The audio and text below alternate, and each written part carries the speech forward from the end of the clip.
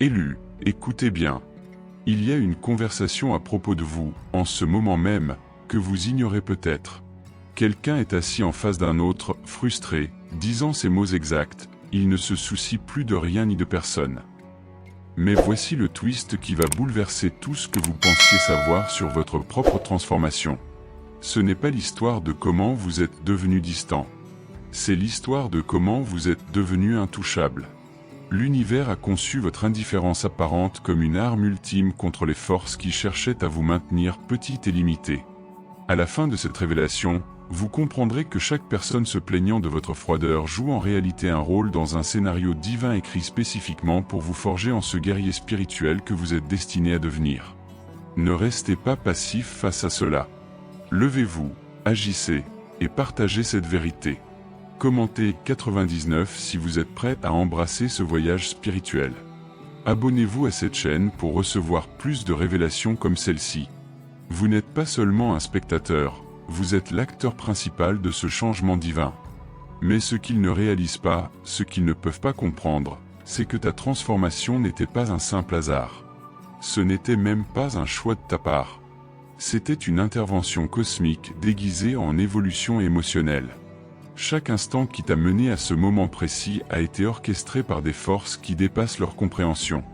Permets-moi de t'offrir une vision claire de ce qui se cache vraiment dans les coulisses. Des conversations grien ton nom. Des appels téléphoniques où ton comportement est analysé comme si tu étais un phénomène psychologique. Il y a des gens qui racontent comment tu étais autrefois tellement attentionné, disponible, investi dans les problèmes des autres, et maintenant, tu es devenu une entité intouchable, semblant avoir développé une immunité face à leur manipulation émotionnelle. Mais voici ce qui se prépare en arrière-plan, quelque chose qu'ils ne peuvent pas encore voir. Ce n'est que le début d'une révélation qui va totalement remodeler leur compréhension du pouvoir, des limites et de la guerre spirituelle. Le premier indice qu'il se passait quelque chose de plus grand a été ton incapacité à répondre avec la même urgence à certaines personnes. Cela t'a probablement paru insignifiant sur le moment, juste une réponse retardée. Un instant où tu as priorisé autre chose, une pause avant de replonger dans l'urgence d'un autre. Mais cette pause, c'était l'univers qui testait si tu étais prêt à franchir un nouveau niveau dans ton évolution spirituelle. C'était ta conscience qui apprenait à se protéger. C'était la première fissure dans le barrage, une fissure qui allait bientôt libérer un flot de limites divines.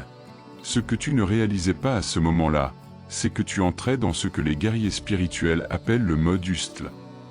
Une période où l'univers exige une concentration absolue sur ta mission. Les résultats commençaient à se manifester, mais ils nécessitaient que tu ignores ce qui était inutile.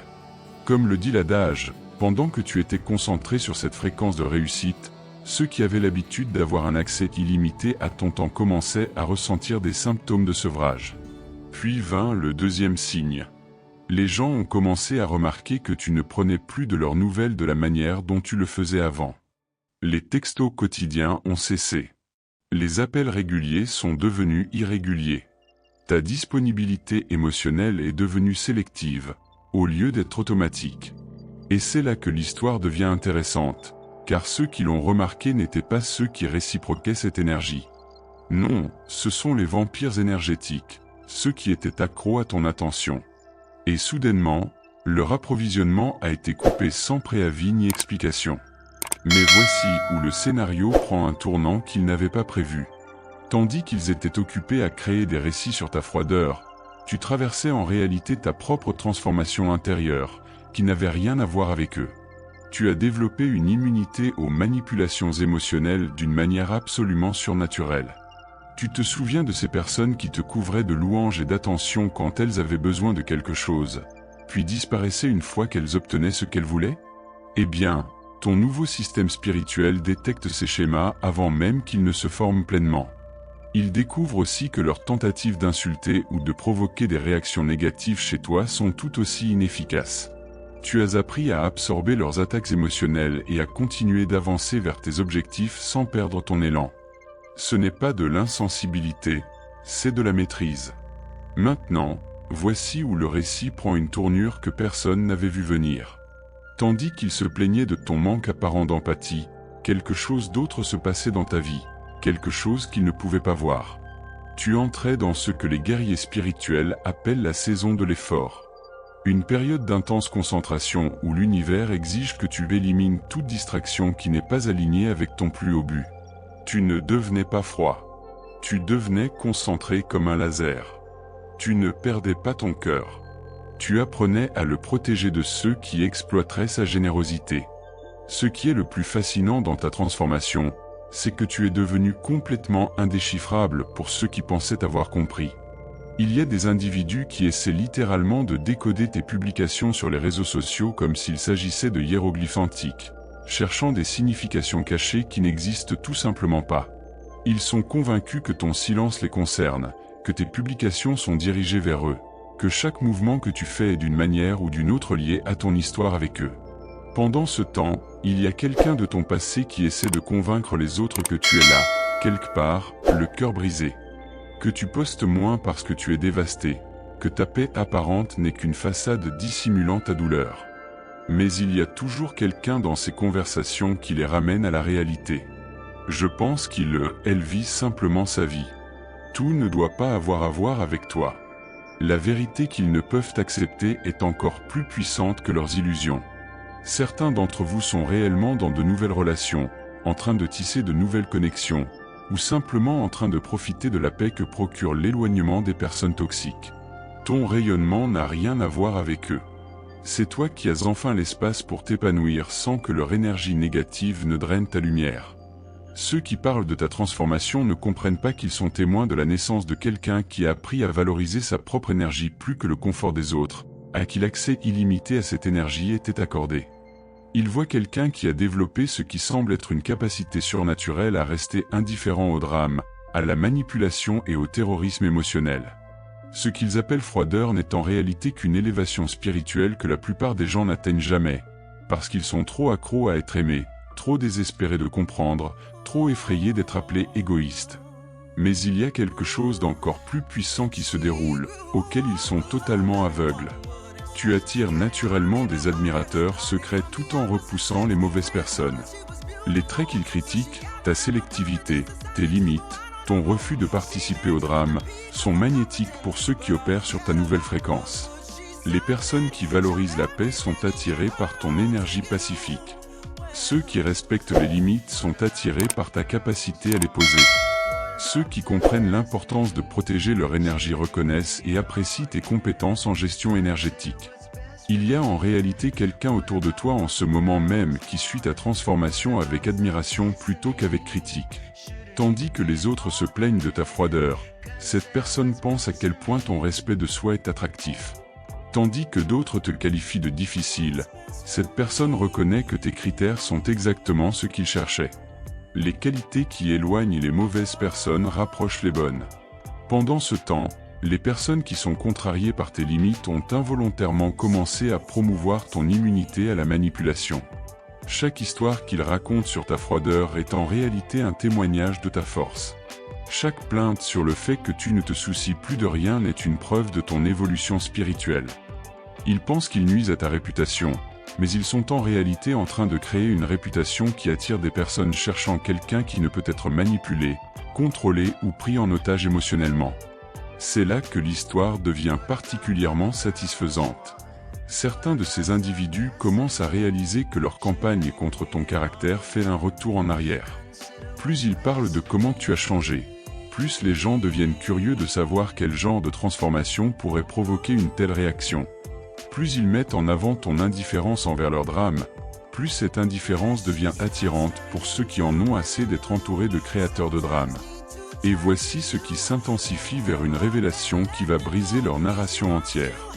Tandis qu'ils ont investi du temps et de l'énergie à parler de toi, à t'analyser et à essayer de comprendre ta transformation, tu as été occupé à construire quelque chose qui va rendre toutes leurs opinions totalement irrémédiables. Le succès a un moyen de faire taire les critiques, et l'univers se prépare à récompenser ta discipline spirituelle par une preuve tangible que choisir la paix plutôt que la popularité était la bonne décision. Maintenant, voici le retournement qui se prépare pour quelque chose qu'ils n'avaient jamais anticipé. Chaque personne se plaignant de ton indifférence est sur le point de découvrir que ton absence dans leur chaos a des conséquences qu'ils n'avaient jamais envisagées. Le drame qu'ils avaient l'habitude d'apporter vers toi est désormais de leur responsabilité à gérer seuls.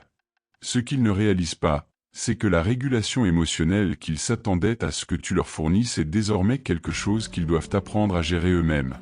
Le système de soutien qu'ils prenaient pour acquis est désormais un vide qu'ils doivent apprendre à remplir. Il y a une personne spécifique dans cette histoire. Appelons-la le catalyseur, car elle a joué un rôle clé en te poussant à ce point de détachement divin. Cette personne pensait pouvoir utiliser la manipulation émotionnelle, le traitement silencieux ou le retrait de l'attention pour contrôler ton comportement. Elle pensait pouvoir t'entraîner à les poursuivre, à quémander leur approbation, à te battre pour ta place dans leur vie. Ils n'avaient aucune idée qu'ils étaient en train de t'entraîner à te sentir à l'aise avec leur absence. Le catalyseur est particulièrement perturbé en ce moment, car leur stratégie a échoué de manière qu'ils n'auraient jamais imaginé. Ils s'attendaient à ce que tu craques sous la pression de leur désapprobation. Ils anticipaient que tu finirais par craquer et revenir, prête à accepter moins que ce que tu mérites juste pour rétablir la paix. Mais au lieu de cela, tu as fait quelque chose qui a complètement brisé leur compréhension de la manière dont ce jeu devait se dérouler. Tu as accepté leur retrait comme un cadeau et l'as utilisé comme une opportunité pour t'élever. Tandis que le catalyseur était occupé à essayer de te punir par leur absence, toi, tu découvrais à quel point la vie pouvait être paisible sans leur besoin constant de drame et d'attention. Tandis qu'ils s'attendaient à ce que tu souffres, toi, tu apprenais à prospérer. Pendant qu'ils attendaient que tu quémandes une nouvelle chance, toi, tu allais de l'avant et construisais quelque chose de meilleur. Et maintenant, ils font face à une réalité qu'ils n'ont jamais préparée. Tu n'as plus besoin d'eux. Voici où l'histoire révèle une autre couche de ta transformation, la rendant encore plus puissante. Tu as développé la capacité de prendre des décisions difficiles que la plupart des gens n'ont pas le courage de prendre. Certains d'entre vous sont littéralement dans des positions de leadership où vous avez dû couper des liens pour des raisons professionnelles. Peut-être que quelqu'un coûtait de l'argent à ton entreprise, créait du drame au travail ou sapait la productivité de l'équipe. Tu as pris la décision exécutive que de nombreux leaders trop faibles ne prennent pas. Prioriser la santé de ton organisation par rapport au sentiment de quelqu'un qui ne voulait pas être tenu responsable. C'est là que ta réputation de dureté te sert en réalité.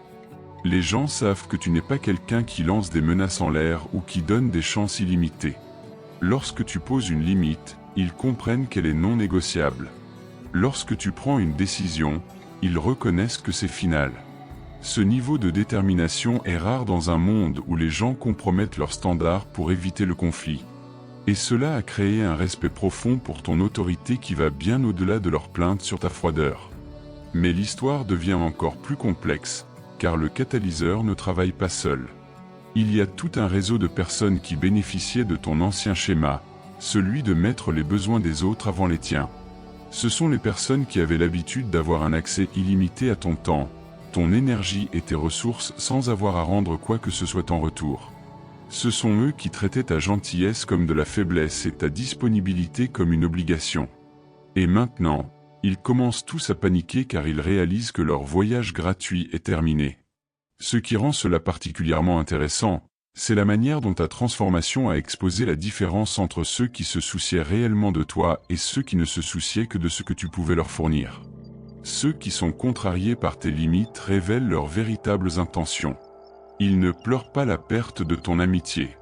Ils pleurent la perte de tes services.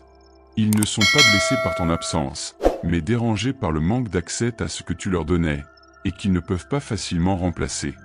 Il y a quelqu'un dans ce réseau qui tente de convaincre les autres que tu les as utilisés d'une manière ou d'une autre. Mais cette narration s'effondre sous l'examen, car c'est toi qui avais les choses en main. C'est toi qui possédais des compétences, des connexions, des ressources et des opportunités. Si quoi que ce soit, tu as ralenti ton rythme pour aider ceux qui luttaient pour suivre. Et maintenant, ils veulent réécrire cette générosité comme de l'exploitation, car cela les aide à se sentir mieux d'avoir perdu l'accès à ton énergie.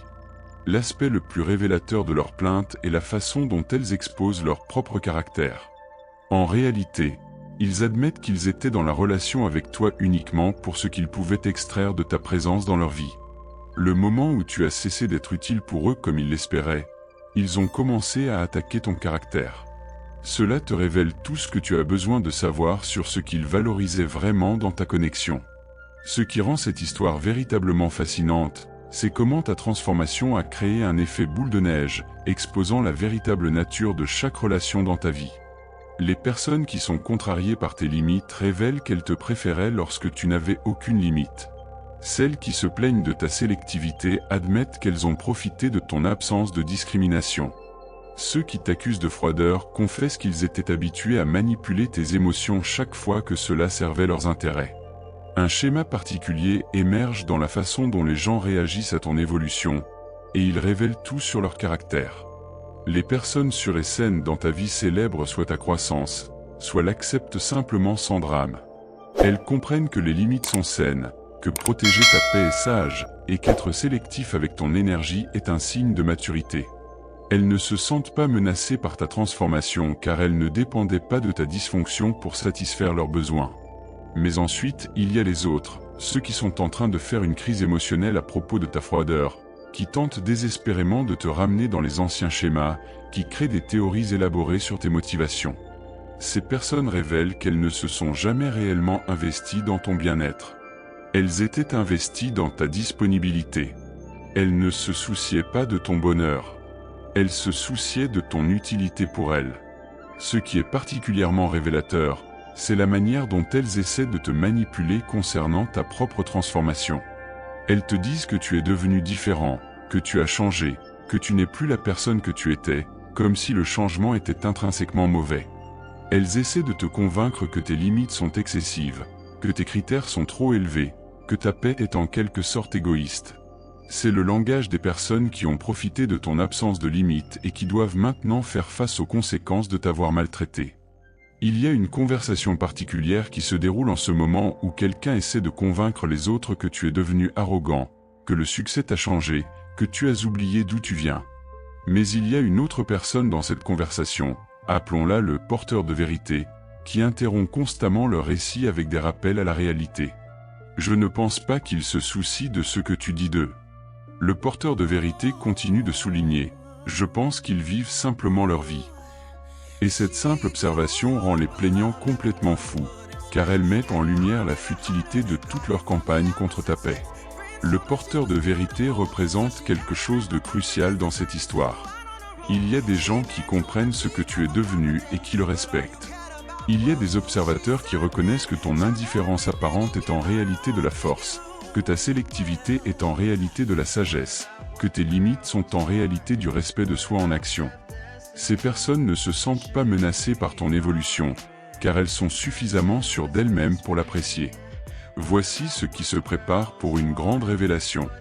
Le porteur de vérité a eu des conversations privées avec d'autres personnes qui te connaissent, et elles partagent une perspective complètement différente du récit des plaignants. Il parle de la façon dont tu es devenu si concentré, de ta productivité, de la paix qui semble t'entourer. Il remarque que tu es occupé, mais d'une manière positive, sans stress ni surcharge, mais avec un engagement réfléchi envers les choses qui comptent vraiment pour toi. Ce récit alternatif se propage discrètement pendant que les plaintes résonnent fort, créant un contraste qui rend ceux qui se plaignent de plus en plus mesquins et obsessionnels. Pendant qu'ils analysent chacun de tes gestes, cherchant des signes que tu es secrètement misérable sans eux, le porteur de vérité met en lumière la réalité. Tu prospères précisément parce que tu as éliminé leur drame de ta vie. Pendant ce temps, d'autres, tellement obsédés par ta transformation, créent des théories élaborées sur tes motivations.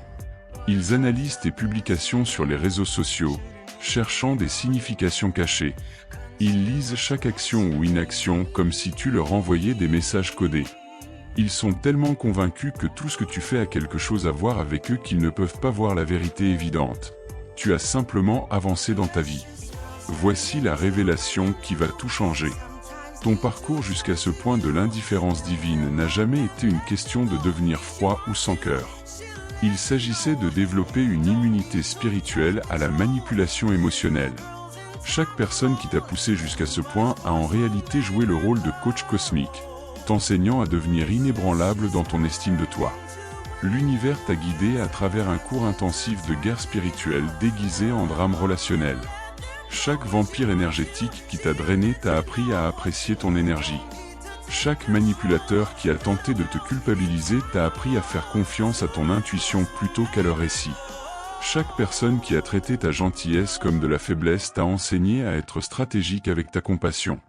Chaque situation qui t'a fait douter de ta propre santé mentale t'a appris à te fier à ta connaissance intérieure plutôt qu'à la validation extérieure. Et maintenant, tu as atteint un niveau de conscience où tu peux voir le jeu qui se joue autour de toi sans te sentir obligé d'y participer. Tu peux observer les tentatives de manipulation des gens sans te faire prendre émotionnellement. Tu peux être témoin du drame qui se déroule sans te sentir responsable de le réparer. Tu peux entendre des critiques sans supposer automatiquement qu'elles doivent être vraies. Voilà à quoi ressemble la maîtrise. Et c'est terrifiant pour ceux qui sont encore pris dans des cycles de dépendance et de quête d'approbation. Le catalyseur est sur le point de faire son dernier mouvement dans ce jeu d'échecs cosmique, mais il ne